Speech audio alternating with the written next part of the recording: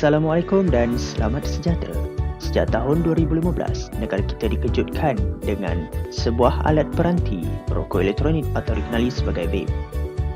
Apa yang membimbangkan adalah setiap tahun pengguna rokok elektronik meningkat. Kebanyakannya pengguna merupakan golongan remaja serta budak sekolah. Tambahan pula ada juga golongan wanita yang terjebak sama. Oleh itu, saya akan sajikan anda dengan klip video yang kami dapat daripada laman sosial. Saksikan.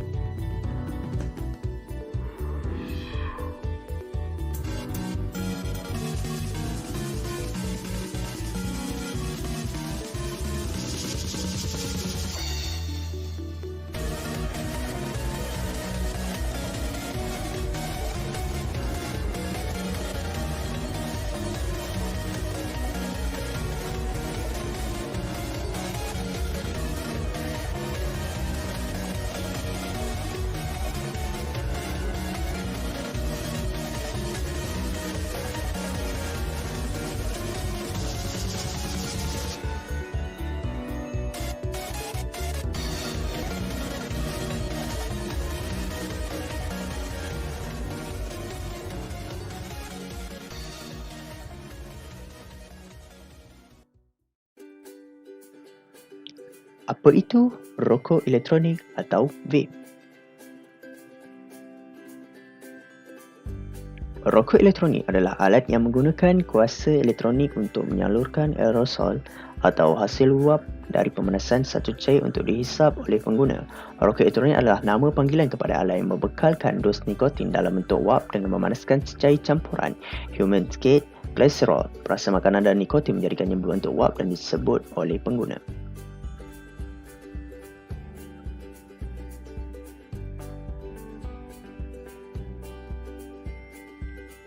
Apakah kandungan yang ada dalam rokok elektronik atau vape? Yang pertama ialah nikotin. Nikotin atau nama lain nikotina adalah sejenis sebatian organik yang boleh dijumpai secara semula jadi di dalam daun tembakau. Dianggarkan sebanyak 0.6% hingga 3.0% daripada berat karin daun tembakau terdiri daripada nikotin. Nikotin ini digunakan dalam rokok elektronik untuk menyebabkan penggunanya berasa ketagih. Setiap botol cecair vape akan tertulis kandungan nikotin di dalamnya, iaitu sebanyak 0 mg hingga 36 mg. Lebih tinggi kandungan nikotin boleh menyebabkan tahap ketagihan yang tinggi. Seterusnya ialah propylene glycol. Propylene glycol atau nama singkatan dalam vape ialah PG merupakan satu bahan sintetik yang berasal dari petroleum. Bahan ini berwarna cerah dan tidak berbau. Bahan ini telah lama digunakan dalam bidang perubatan dan pembuatan makanan. Bahan ini juga telah diluluskan oleh Food and Drug Administration FDA untuk kegunaan manusia. Kegunaan bahan ini dalam vape adalah sebagai perasa dalam cecair vape. Bahan ini juga akan bertindak balas sebagai throat heat atau keperitan yang akan rasa di dalam tekak sama seperti rokok. Apakah punca terjebak dalam penggunaan rokok elektronik dan vape? Kajian respon daripada responden menunjukkan peratusan faktor yang menyebabkan berlakunya peningkatan penggunaan rokok elektronik dan vape dan juga punca daripada penggunaan rokok elektronik ataupun vape ini.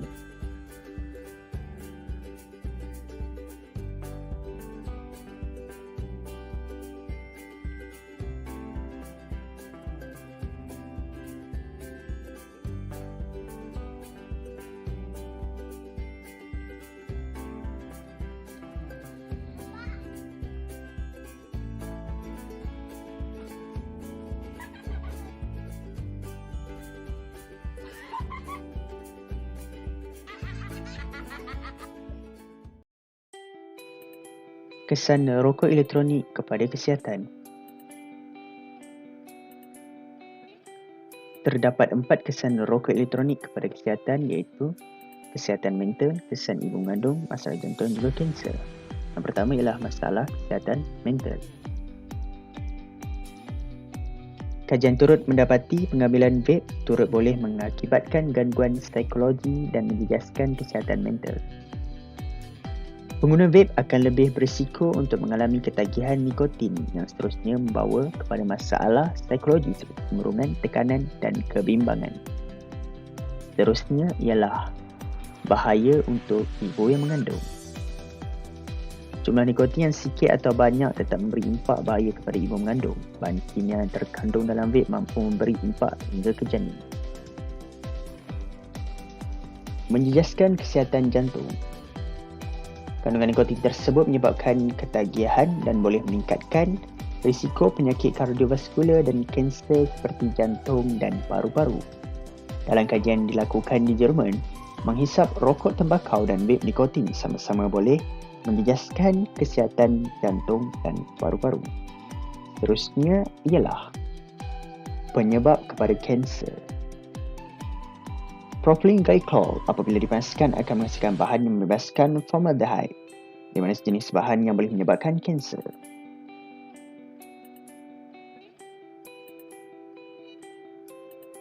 Sedikit sedutan video daripada Harian Metro yang bertajuk Kesan Penggunaan Rokok Elektronik. Jadi, saksikan.